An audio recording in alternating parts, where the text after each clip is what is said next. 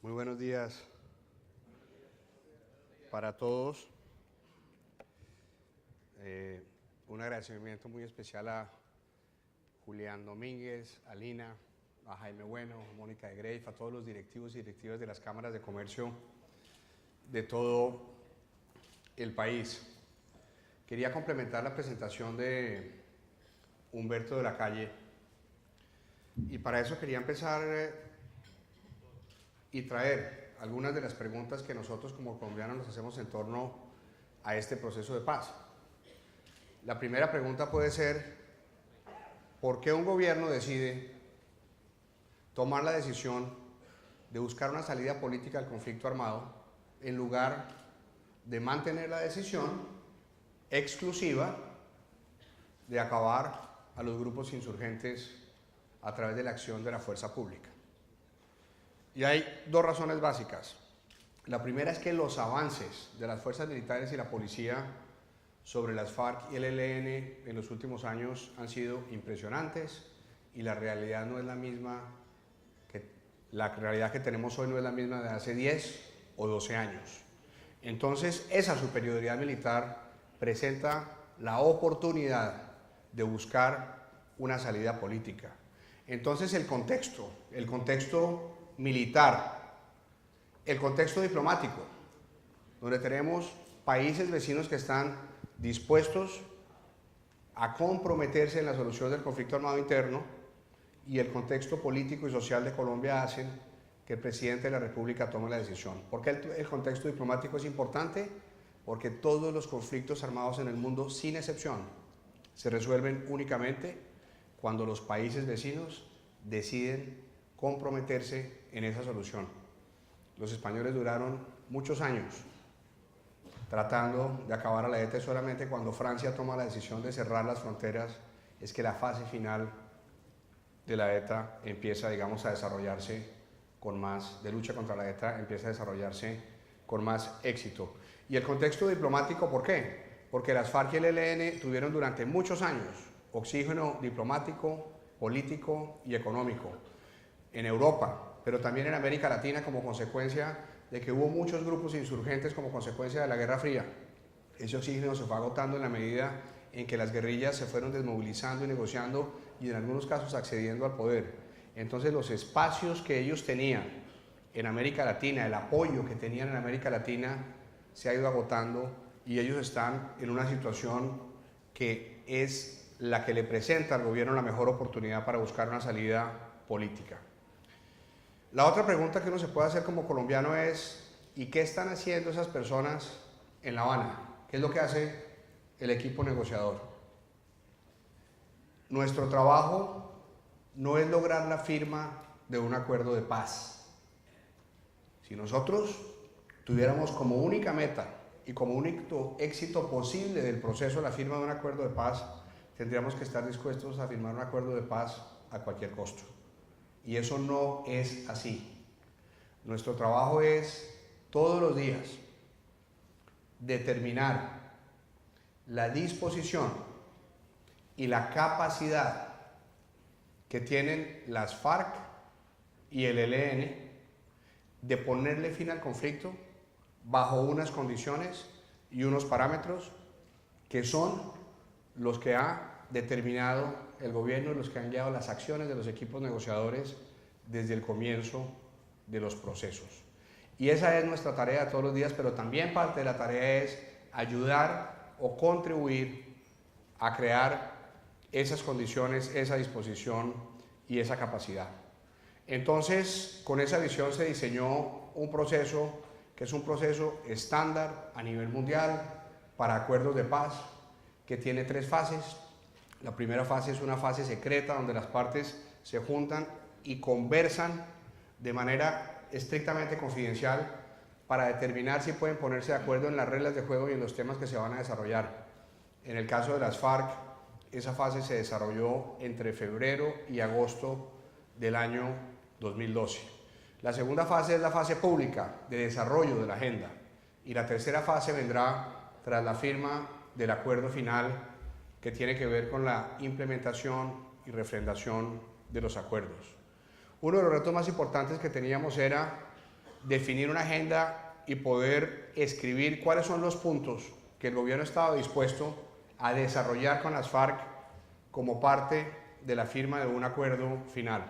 Entonces hay unos puntos que son muy obvios. Por ejemplo, el tema de víctimas, que tiene que ver con justicia.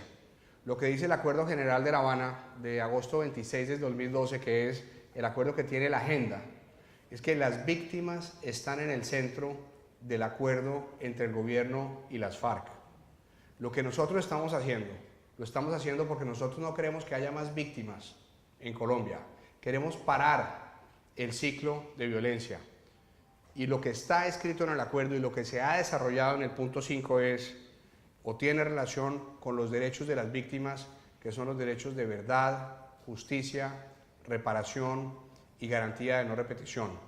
El otro punto obvio de la agenda era el punto del fin del conflicto. Los temas que tienen que ver con desmovilización, desarme, reintegración. Esta es la primera vez que las FARC firman en un acuerdo que están dispuestas a dejar las armas, que están dispuestas a desmovilizarse, que están dispuestas a reintegrarse a la sociedad. El otro punto tiene que ver con lo político, y eso es natural. ¿Por qué? Porque lo que queremos es que si las FARC lo deciden, puedan convertirse en un movimiento o en una organización política después de pasar el filtro de la justicia. Y únicamente podrán ejercer la política quienes hayan pasado los filtros de la justicia, y es muy posible que haya algunos de sus integrantes que nunca puedan ejercer la política. Eso está por verse. Y los otros temas tienen que ver con la implementación. ¿Por qué incluimos el tema rural?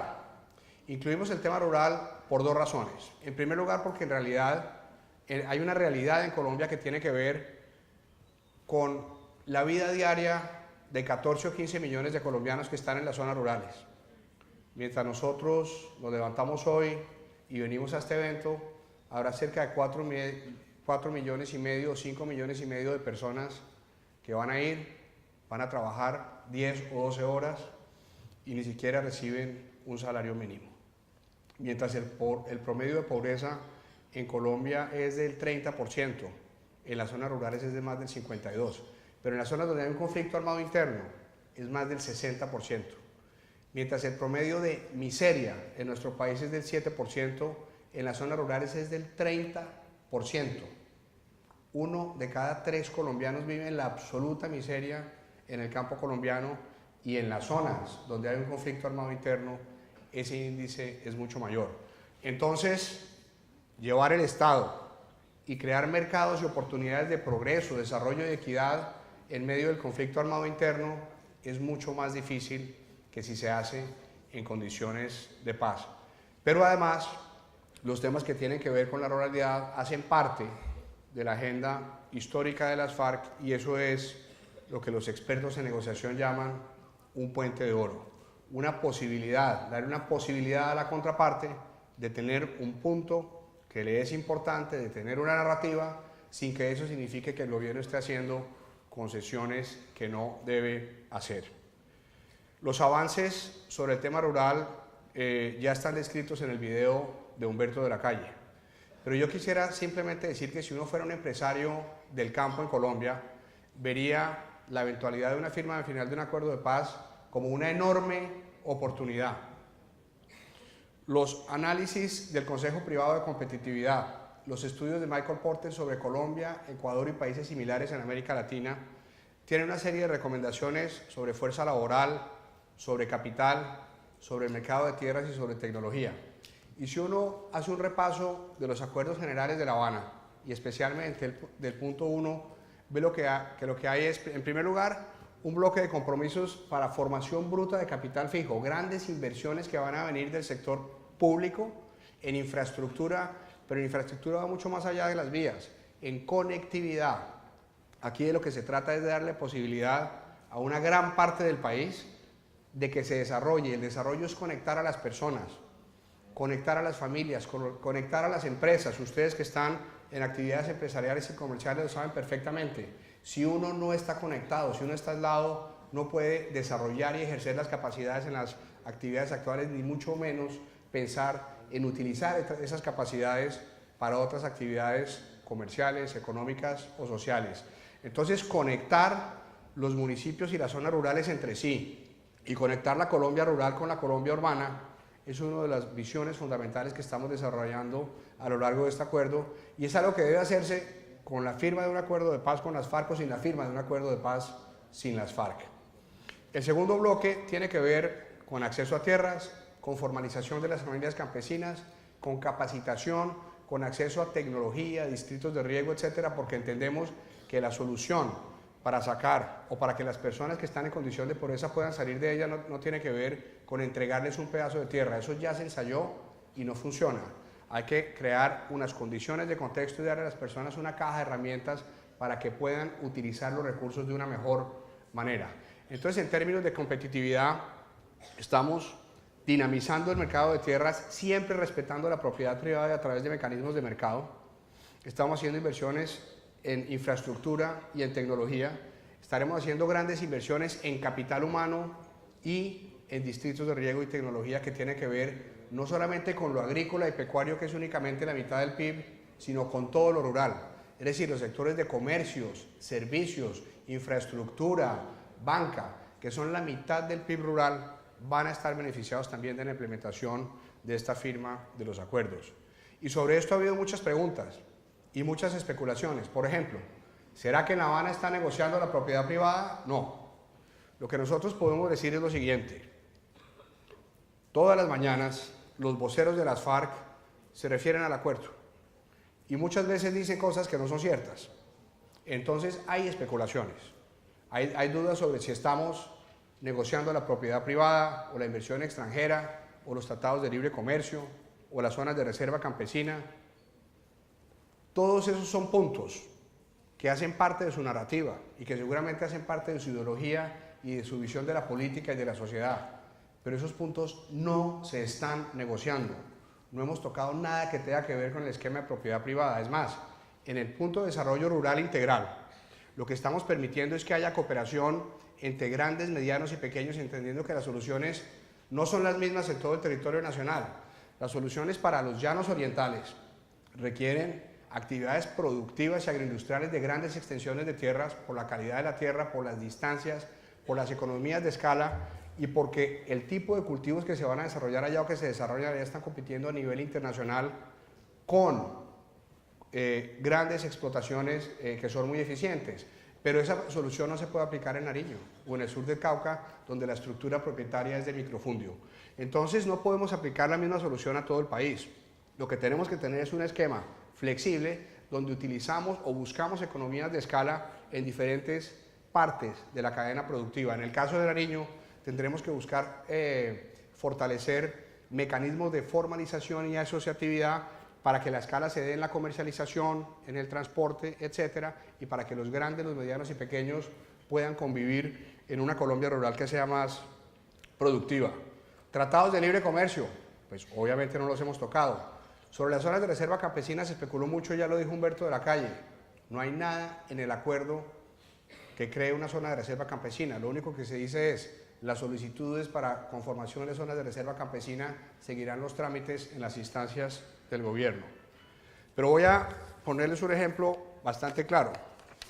Una cosa es la narrativa de las FARC hacia afuera y otra cosa es lo que está pasando en la realidad de los acuerdos. En ese discurso contra la globalización en los tratados de libre comercio, pues, digamos, en ese discurso se plantea una visión que es la visión de ellos. Voy a leer textualmente uno de los apartes del punto rural. Dice, la reforma rural integral, abrí comillas, se adelantará en un contexto de globalización y de políticas de inserción en ella por parte del Estado que demandan atención especial de la producción agropecuaria nacional y especialmente de la producción campesina, familiar y comunitaria. Es decir, se adelantará en un contexto de globalización. En algún momento pensamos hace unos años que las FARC iban a escribir una frase donde decían que una reforma rural integral en Colombia se iba a adelantar en un contexto de globalización. Eso lo que demuestra es que aquí hay un gobierno y un equipo negociador que sabe qué está haciendo y para quién trabaja. Nosotros tenemos una visión clara de que aquí hay una gran oportunidad de tener un desarrollo rural, pero siempre protegiendo los intereses de los colombianos de bien y los principios del sistema democrático y del sistema político y del sistema económico que tenemos, porque eso ni está ni estará en juego en los acuerdos de paz. El siguiente punto de la agenda sobre el cual hemos avanzado tiene que ver con el punto de participación política. Y ahí hay tres grandes bloques, lo que tiene que ver con participación política, participación ciudadana y con mecanismos de participación que sean más equitativos. En el tema de participación política, uno de los principales puntos que acordamos, y lo dijo Humberto de la Calle, es una tarea que tenemos pendiente los colombianos desde hace muchos años, y es la creación de lograr un acuerdo sobre un estatuto de la oposición. Desde la Constitución del 91 esa tarea está pendiente y ningún gobierno se ha podido poner de acuerdo con ningún congreso para que tengamos un estatuto de la oposición. Una democracia moderna requiere unas reglas de juego claras entre gobierno y oposición, y nosotros no negociamos el estatuto de oposición con las FARC. Lo que hicimos fue acordar que si llegamos a la firma de un acuerdo final, vamos a tener un comité donde habrá un representante de cada uno de los partidos políticos. Si ellos se convierten en partido político, tendrán una silla en ese comité, serán uno de 12 o uno de 13, y ese comité definirá unos lineamientos para que el Congreso de la República tramite un proyecto de ley para que tengamos un estatuto de la oposición. Se habla también del fortalecimiento de movimientos sociales y de los mecanismos de participación ciudadana, pero la participación ciudadana entendida sobre todo y en primera instancia como el respeto a los derechos a los colombianos que en un momento dado no queremos pronunciarnos o participar. O sea, no tiene ninguna justificación hacer una marcha en una ciudad para protestar por algo, bloquear una vía o romper unas vitrinas. Entonces, aquí lo primero que estamos protegiendo es los derechos que tenemos todos los colombianos y sobre el marco legal actual en las normas de participación ciudadana, fortaleciendo algunos mecanismos para que los movimientos sociales puedan expresarse. Hay también la creación de unas circunscripciones territoriales especiales, sobre lo cual no se ha llegado a nivel de detalle, y sobre la participación política o la eventual participación política de las FARC, eso es un tema que se definirá en el punto del fin del conflicto. En el punto de narcotráfico acordamos básicamente tres cosas. En primer lugar, unos programas voluntarios de sustitución de cultivos ilícitos, para que los campesinos que hoy están cultivando cocaína puedan hacer una transición de manera voluntaria hacia cultivos que sean cultivos legales, eso dentro del marco de la reforma rural integral. Pero el tema de que sea voluntario no quiere decir que el Estado está renunciando al uso de las herramientas jurídicas y policivas que hoy tiene. Hay una gradualidad y se va a invitar a estos campesinos que ejercen hoy estas actividades para que hagan una transición.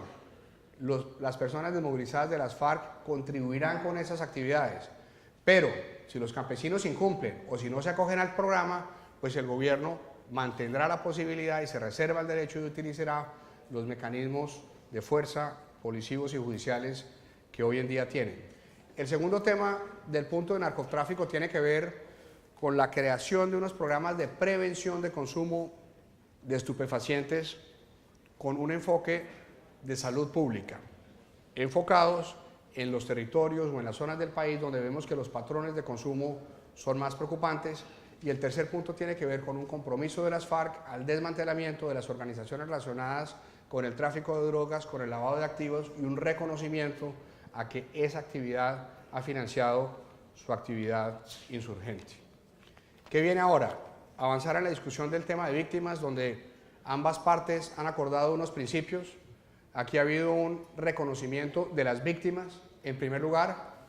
Eso es un hecho histórico en sí mismo, y ha habido unas declaraciones de ambas partes de reconocimiento de responsabilidad. En paralelo estamos trabajando con unas comisiones de esclarecimiento y una comisión del fin del conflicto. Y ha habido mucho debate sobre por qué los militares están en una comisión para ponerle fin al conflicto con las FARC. Lo que estamos haciendo es trabajando el punto de víctimas y avanzando en la resolución del tema del punto del conflicto, que tiene que ver con desmovilización, con desarme y con reintegración. ¿Y quién es mejor que los miembros de las fuerzas militares, que los miembros de la fuerza pública, que han dedicado su vida a que nosotros los colombianos podamos mantener nuestra vida y nuestra libertad? Quienes conocen cuáles son los riesgos que representa estar sentado frente a estas organizaciones y quienes conocen cómo operan estas organizaciones para representarnos a los ciudadanos en los temas que tienen que ver con cómo se van a desmovilizar, cómo van a dejar las armas, cuáles van a ser las zonas de concentración, cómo van a ser esos procesos para que si llegamos allá, esos procesos se hagan manteniendo el orden público y la seguridad de las zonas donde van a ocurrir. Entonces, es un gran honor para nosotros como equipo negociador y creo que es un gran honor para nosotros como colombianos que tengamos una fuerza pública que se ha jugado la vida por derrotar a estos grupos insurgentes, que sigue utilizando todos los mecanismos legales y constitucionales, ejerciendo su obligación de protegernos, pero también que está dispuesta a buscar un camino de paz y de reconciliación. Eso demuestra una grandeza y una generosidad. ¿Qué es lo que viene?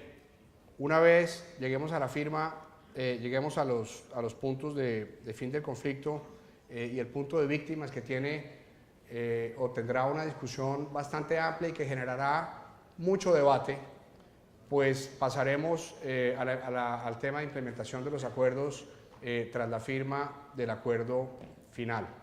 El punto de víctimas es un punto que tiene que ver con justicia.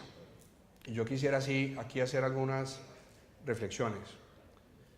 Todos los puntos de vista, todas las perspectivas que cualquier colombiano tenga sobre este proceso de paz, su percepción de justicia, de lo que debe pasar, son válidos. Y no solamente son válidos, sino son necesarios. Todos, de una u otra manera, hemos sido víctimas directas o indirectas del conflicto.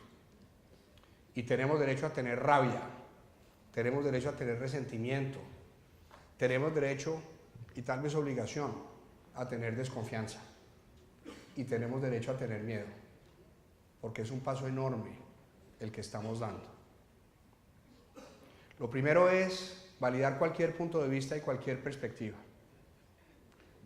Y tener claro que necesitamos una conciencia de que somos nosotros, los colombianos que siempre hemos estado dentro del marco jurídico y la democracia, quienes debemos estar unidos y adelantar los debates de las cosas sobre las cuales tenemos diferentes de una manera respetuosa y constructiva. Y en segundo lugar, escuchar, porque aquí no hay una sola verdad. Aquí cada cual tiene su verdad y todas las verdades son legítimas y son válidas. Y lo que buscamos es una solución que le traiga enormes beneficios a la gran mayoría de los colombianos. Y el concepto que tengamos de justicia puede ser, para algunas personas, por ejemplo, el concepto de la justicia penal. Hay una persona que le causa un daño a la sociedad y tiene que haber una proporcionalidad entre el daño causado y la pena cumplida. Es ese concepto de justicia el que nos permitiría servir otros conceptos de justicia. Por ejemplo, ¿qué es justicia? Para una niña de 5 años que tenga 6 hermanos y esté hoy en el Putumayo viviendo en una choza, sin agua, sin educación y con comida escasa. ¿Qué es justicia para esa niña y cuál es nuestro deber como colombianos o como empresarios?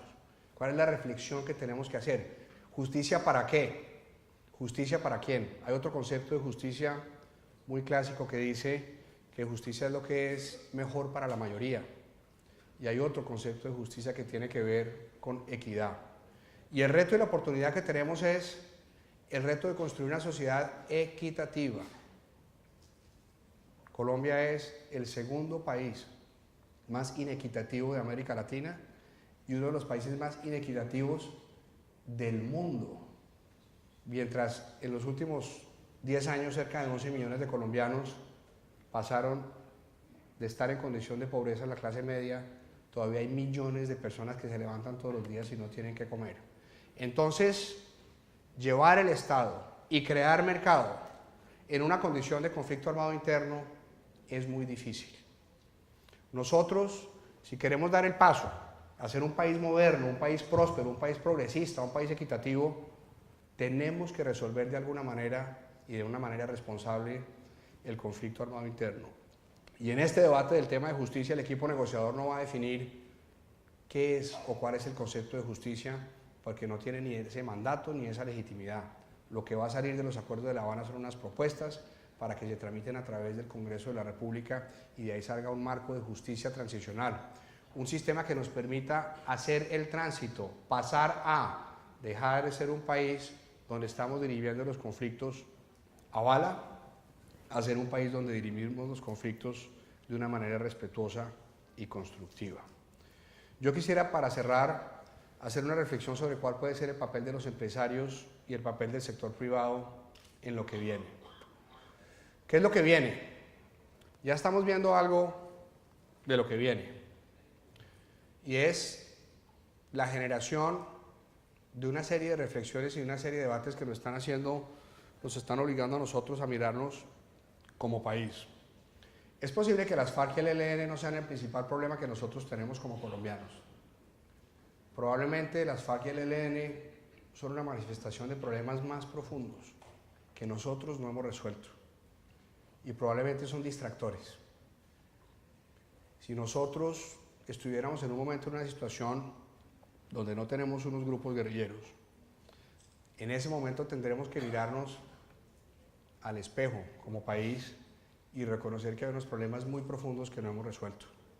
El problema de la corrupción, el problema del sistema de justicia, el problema de las grandes inequidades. Y ahí vamos a tener que actuar de una manera diferente. Vamos a tener que actuar de una manera diferente porque vamos a tener que tener más conciencia y mucho más compromiso. Hace unos años, cuando nosotros estábamos trabajando en el proceso de reintegración, del cual además muchos de ustedes hacen parte a través de las redes que apoyan ese programa, estábamos en el Magdalena Medio contándole a unos campesinos cómo íbamos o queríamos implementar unos programas de generación de empleo y capacitación de desmovilizados con víctimas y con campesinos de la región. Entonces explicamos el proceso y al final de la reunión un campesino levantó la mano y me dijo: Frank, yo le quiero decir una cosa. Me dijo: mire, cuando yo era pequeño, esta zona la dominaban las FARC. Y yo era un adolescente y las FARC asesinaron a mi papá. Nosotros crecimos en medio de la pobreza, fuimos a la escuela, luego llegaron los paramilitares y eso fue horrible. Yo tengo 2 hijas y a mí me tocaba esconder a mi esposa y a mis 2 hijas en bolsas de basura por las noches para protegerlas de los paramilitares. Pero no lo logré. Una noche los paramilitares violaron a una de mis hijas. Yo tengo una finca pequeña y yo quiero poner a disposición mi finca para que los desmovilizados de las FARC o de cualquier grupo guerrillero de los paramilitares trabajen conmigo en mi finca. Entonces, pues a mí se me erizó la piel y le pregunté: ¿y usted por qué, después de vivir el conflicto de esta manera, de haber sufrido tanto, está dispuesto a hacer esto? Y él me dijo: porque yo he vivido toda mi vida en medio del miedo y yo no quiero que mis hijas vivan la misma vida. Y yo creo que nosotros tenemos una oportunidad de ver las cosas diferentes, y hoy en día, 5 años después, ese campesino en alguna región del Magdalena Medio está trabajando con desmovilizados de las FARC, que fue el grupo que asesinó a su padre, y de los paramilitares, que fue el grupo que violó a su hija. Entonces, a mí me surgieron 2 preguntas. Primero, ¿qué fue lo que nos llevó a nosotros como país a tener ciudadanos que tuvieran que vivir esas situaciones? ¿Qué es lo que ha fallado en ese sistema o en nuestro accionar? Y en segundo lugar, ¿qué es lo que tiene esa persona?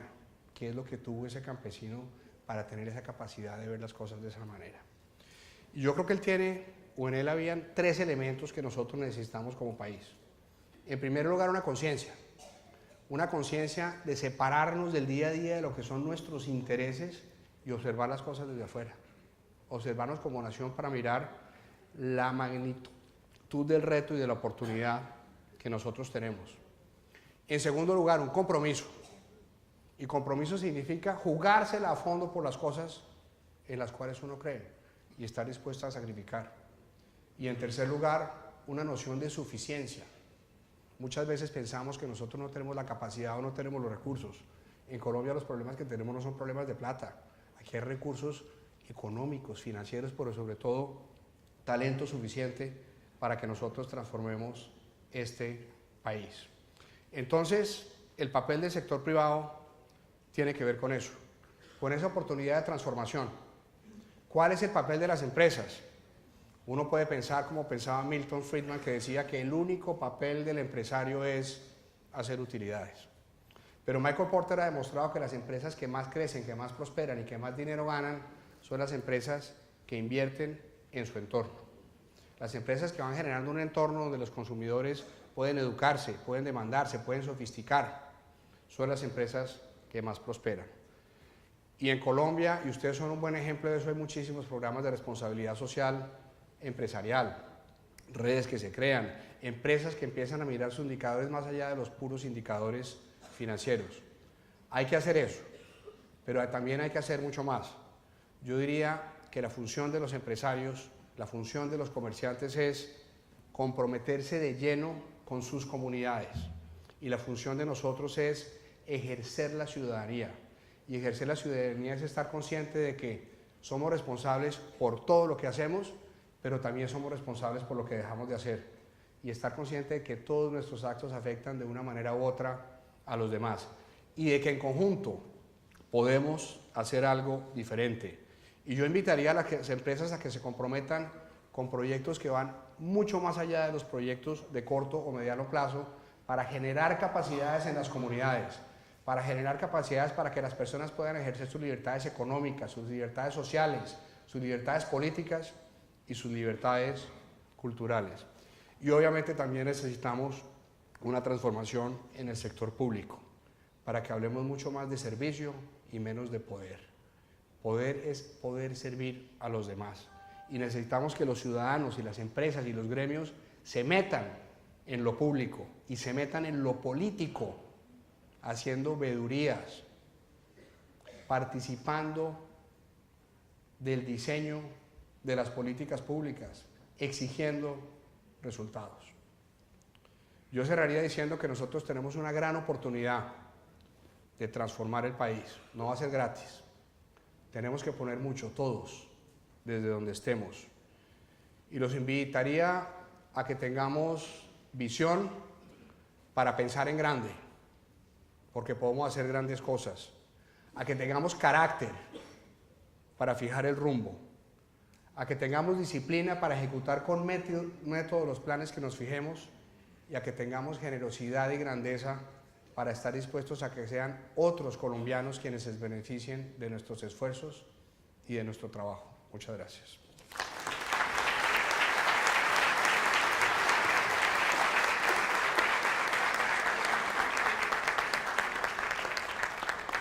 Esto fue lo que yo le mandé, que fue lo que hicimos.